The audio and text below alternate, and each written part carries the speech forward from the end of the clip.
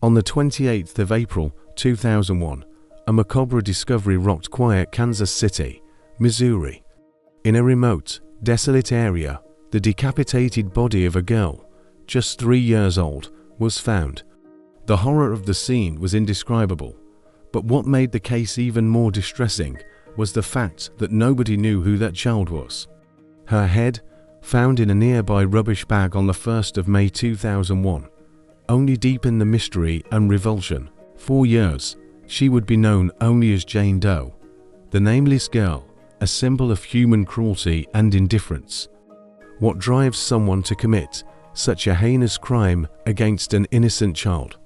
And how can such a young life vanish without anyone looking for her, without her absence being felt by those who should have loved and protected her? Prepare for the story of Erica Green, a case that defied justice, revealed a family's darkest secrets, and finally brought a resolution for the girl the world forgot. The discovery of the girl's body in April 2001 triggered one of the most disturbing investigations in Kansas City's history. The brutality of the crime and the victim's lack of identification generated a wave of commotion and outrage throughout the community. Police worked tirelessly to discover the child's identity, releasing artists' impressions and appealing to the public for information. The hope was that someone would recognize the girl and could provide clues about what had happened to her. Local and national media covered the case extensively, and the story of Jane Doe touched the hearts of millions of people. However, days turned into weeks, and weeks into months, without anyone coming forward to claim the child or provide any relevant information.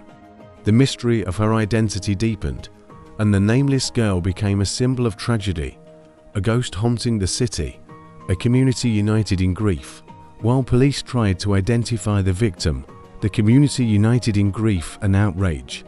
Funerals were held for Jane Doe, attended by hundreds of people who, even without knowing her, felt the pain of her loss and the need to give a dignified farewell to a child who had been so brutally taken from life. The story of the nameless girl spread across the country, and the case became one of the most notorious unsolved disappearances, with the question, "Who is she?"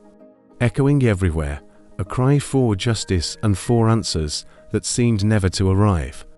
With each new false lead, each new theory that led nowhere, frustration and sadness grew, but the determination to find the truth never diminished. For over 4 years, the girl's identity remained a mystery. Police followed countless leads, but all led to dead ends. Jane Doe's family seemed not to exist, or didn't care to look for her, a fact that was in itself disturbing. The hope of finding the person responsible for the crime diminished with each passing day, and the case seemed doomed to become another unsolved mystery. However, on the 5th of May 2005, a shocking twist finally brought answers and opened the doors to the truth. A woman named Michelle Johnson, living in Oklahoma, was arrested for an unrelated crime. During the investigation, she made a statement that would forever change the course of the Jane Doe case. Michelle confessed that the girl was her daughter, Erica Green, and that she had died in 2001. Michelle Johnson's confession opened the doors to the truth behind Erica's disappearance and death, revealing a story of horror that surpassed the worst expectations. The unveiling of abuse and murder. The investigation revealed a story of abuse and neglect that culminated in murder. Erica Green, just 3 years old, had been a victim of ill treatment by her mother, Michelle Johnson, and her stepfather, Harold Johnson. Erica's death was the result of a head injury, and the couple, in a desperate attempt to cover up the crime, dismembered the girl's body and disposed of it in Kansas City. The revelation shocked the country, which had followed the Jane Doe case for so long. The pain of discovering Erica's identity was accompanied by outrage at the cruelty of her own parents, who should have been her protectors. Erica Green's case became a symbol of domestic violence and the urgent need to protect the most vulnerable children. In 2008, Michelle Johnson and Harold Johnson were tried and convicted of Erica Green's murder. Michelle was sentenced to 25 years in prison, and Harold received a life sentence. The conviction of Erica's parents brought a sense of justice for the girl who had remained nameless for so long. Erica Green's case became a symbol of the fight against child abuse and the importance of protecting the most vulnerable children.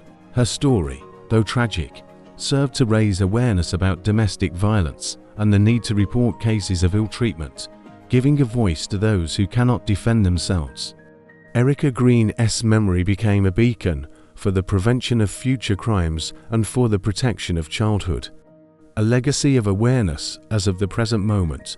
June 2025, Michelle Johnson and Harold Johnson continue to serve their sentences. The case of Erica Green is considered solved, with those responsible for her death being brought to justice. The girl who was once Jane Doe finally had her identity restored and her story told. Her legacy serves as a grim reminder that evil can lurk in the most unexpected places, but also of the resilience of justice and the importance of giving a voice to victims. Erica Green's story is a testament to the human capacity for committing heinous acts, but also to the tireless pursuit of truth and justice, even when the pain is unbearable. The case of Erica Green is a testament to the brutality that can exist within a home and the relentless search for justice for the most innocent. It's a story that forces us to confront the darkness that can reside in the human heart and the importance of never giving up the search for truth. The saga of Erica Green is a somber reminder that, for some victims, peace will only come with the conviction of their aggressors. But what happens when a disappearance isn't a crime, but rather an act of war, where the victim is a political figure and the kidnapping is part of an armed conflict? In our next video, we'll explore the case of Molly Bish, a story that reveals the complexities of politics and survival amidst chaos. Don't miss it.